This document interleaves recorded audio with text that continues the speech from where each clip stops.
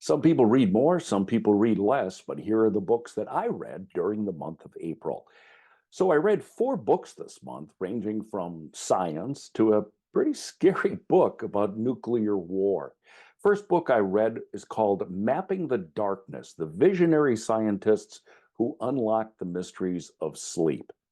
So I like learning about the way our brain works. And this one follows some of the top sleep researchers of our time, from learning about sleep studies, all about our dreams, why teenagers need more sleep and why they don't get it.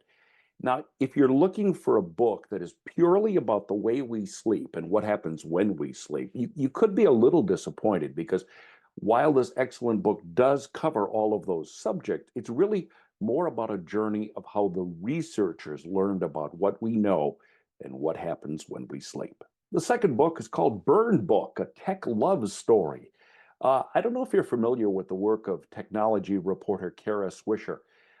In this book, she shares a lot of insights and a bit of gossip about some of the leaders from Silicon Valley. She writes about, while many of them are really great tech oriented people, sometimes that success can go to their head. They become somewhat distanced from the people that made them, help them become successful. There's a lot of good stories, and we get insights into some of the tech bad boys.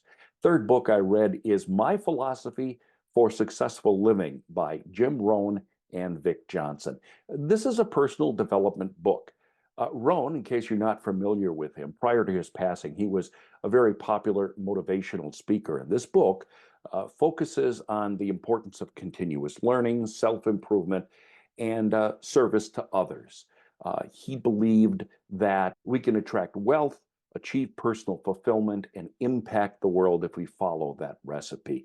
This is the second book of Jim Rohn's philosophy that I've read. This is a very quick read. The book's only about 75 pages.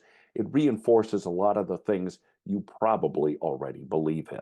Now, the final book I read in April, and I absolutely recommend this one to you, is called Nuclear War, a Scenario. Now, I, as a rule, almost never read fiction. I think ever since I left college, I think probably the only fiction book I read was Harry Potter. And as a result, books really don't scare me. You know, it's not like a science fiction book might scare a person, but this book scared me. Um, Annie Jacobson writes about how in less than an hour, a nuclear launch could lead to the distraction of our planet. And that could happen just with a couple of simple errors and some overreactions by governments. She spent more than a decade interviewing dozens of experts and really became an expert on the subject. Some of the material that she shares has only recently been declassified. She takes a very interesting approach. It's really kind of like a TikTok from the moment that tensions increase and kind of minute by minute until our planet is uninhabitable.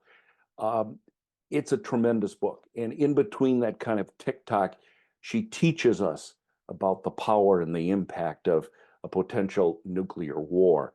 Um, if you read this book before you go to sleep, I can guarantee you, you will toss and turn and not get a good night's sleep.